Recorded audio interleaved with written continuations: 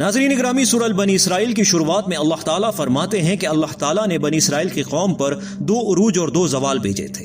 اگر یہاں پر پہلی عروج کی بات کی جائے تو بنی اسرائیل پر پہلا عروج حضرت طالوت علیہ السلام کے ذریعے آیا تھا، اور پھر حضرت داؤد علیہ السلام منظر عام پر آئے، اور پھر حضرت سلیمان علیہ السلام۔ بنی اسرائیل کی پہلی خلافت 3 پیغمبروں پر مشتمل تھی جو کہ تقریباً 100 سال برقرار رہی، جس میں حضرت طالوت علیہ السلام کے 16 سال، حضرت داؤد علیہ السلام کے 40 سال اور حضرت سلیمان علیہ السلام کے بھی 40 سال تھے، اور یہی خلافت بنی اسرائیل کا پہلا عروج تھا۔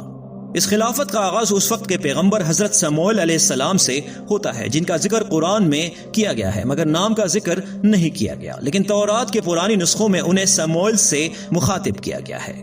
بنی اسرائیل کی قوم نے حضرت سموئیل علیہ السلام سے فریاد کی کہ ہم کافروں کے ہاتھوں ظلم اور جبر کا شکار ہیں، آپ ہمارے لیے کوئی مناسب سپہ سالار مقرر فرمائیں تاکہ ان کے سربراہی میں ہم جہاد کر سکیں اور ہم کافروں سے یروشلم اور شام کی حکومت واپس حاصل کر سکیں، کیونکہ وہ ہمارے آباء و اجداد کا مسکن ہے۔ ناظرین اکرامی، یہ واقعہ سورہ البقرہ میں کافی تفصیل سے ذکر کیا گیا ہے، جس پر حضرت سموئیل علیہ السلام نے حضرت طالوت علیہ السلام کو بنی اسرائیل کا سپہ سالار مقرر فرمایا۔ اس پر بنی اسرائیل کی قوم نے اعتراض اٹھاتے ہوئے کہا کہ آپ نے غریب اور عام سے انسان کو ہمارا سپہ سالار مقرر فرمایا ہے، جس پر حضرت سموئیل علیہ السلام نے جواب دیا کہ اللہ تعالیٰ نے اسے علم میں اور جسمانیت میں اور طاقت میں تم پر فوقیت دی ہے۔ اس سے مراد تھا کہ اللہ تعالیٰ کا حکم ہے اور اللہ تعالیٰ نے حضرت طالوت علیہ السلام کو منتخب کیا ہے، اور اس سے یہ بھی مراد تھا کہ حضرت سموئیل علیہ السلام بنی اسرائیل سے مخاطب ہوئے کہ حضرت طالوت علیہ السلام کو اللہ کی تائید حاصل ہے، اور اس کی ایک نشانی یہ بھی ہے کہ کھویا ہوا تابوت سکینہ بھی تم حاصل کر جاؤ گے، وہی تابوت جس میں حضرت موسیٰ علیہ السلام، حضرت ہارون علیہ السلام اور دیگر معتبر پیغمبران کی باقی تبرکات موجود ہے۔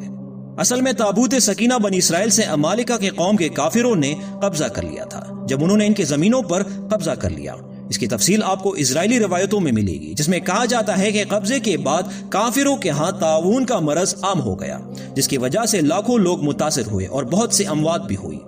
امالیکہ کی نجومیوں نے کہا کہ اصل میں یہ مرض اس تابوت سکینہ کی وجہ سے ہوئی ہے اور یہ اس کے اثرات ہیں، اس لیے کافروں نے اس تابوت سے آخر کار جان چھڑائی۔ اسی طرح معجزاتی طور پر اللہ تعالیٰ نے پھر تابوت سکینہ بنی اسرائیل کے حوالے کر دی اور اپنی نشانی ان پر ظاہر کر دی، لیکن پھر بھی بنی اسرائیل میں چند ہی افراد طالوت علیہ السلام کے ساتھ شامل ہوئے، اور زیادہ تر افراد نے اللہ کے حکم کی نافرمانی کی، اور 300 افراد پر مشتمل بنی اسرائیل نے طالوت علیہ السلام کے ہاتھ پر بیعت کی اور جالوت کے خلاف جنگ میں شرکت کی۔ جالوت ایک بڑا جنگجو تھا اور بڑے جسمانیت کا مالک تھا، لیکن جالوت کو آخرکار 16 سال کی عمر کے حضرت داؤد علیہ السلام نے جہنم ارسل کروایا، جس کے بعد حضرت طالوت علیہ السلام نے اپنی بیٹی کی شادی حضرت داؤد علیہ السلام سے کروا دی۔ تابوت سکینہ کو تابوت سکینہ اس لیے بھی کہا جاتا تھا کیونکہ اس تابوت سے بنی اسرائیل کے لوگوں کو دل کی تسکین حاصل ہوتی تھی۔ تابوت سکینہ اصل میں آدم علیہ السلام کے وقت سے موجود تھی اور پھر دیگر پیغمبران کی نگرانی میں رہی، اور آخرکار داؤد علیہ السلام اور سلیمان علیہ السلام نے اس تابوت کو ایک بڑی عبادت گاہ میں رکھوا دیا جسے ہیکل سے جانا جاتا تھا۔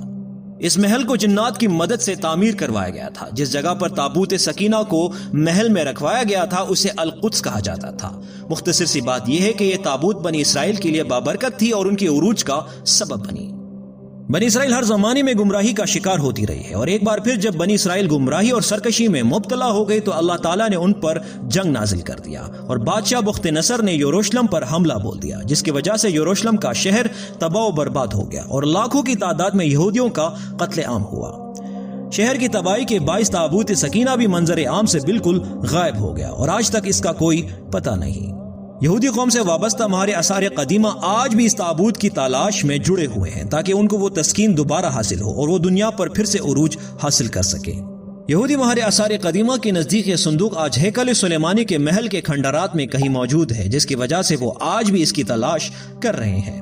جبکہ مسلمانوں کی نزدیک 3 رائے عام ہے۔ کچھ صوفی علماء کا ماننا ہے کہ یہ تابوت تصوف سے وابستہ درویشوں کو منتقل کیا گیا ہے۔ اہل تشیع کے نزدیک یہ اہل البیت کی نگرانی میں تھا اور اب امام مہدی کے پاس موجود ہے جو قرب قیامت میں ظاہر ہوں گے، اور تیسرا طبقہ کہتا ہے کہ یہ معجزاتی طور پر اللہ تعالیٰ نے غائب کروا دیا ہے۔ بہرحال یہ نظریات صرف اور صرف قیاس پر مبنی ہے اور اس کا کوئی بہتر جواز موجود ہی نہیں، اور اس کا علم صرف اور صرف اللہ رب العزت کے پاس موجود ہے۔ آپ تمام دوستوں کا بہت بہت شکریہ۔ برائے مہربانی اس چینل کو ضرور سبسکرائب کیجیے تاکہ ہمیں بھی حوصلہ افزائی ملے اور آپ کے لیے مزید اچھی ویڈیوز بنائیں۔ شکریہ۔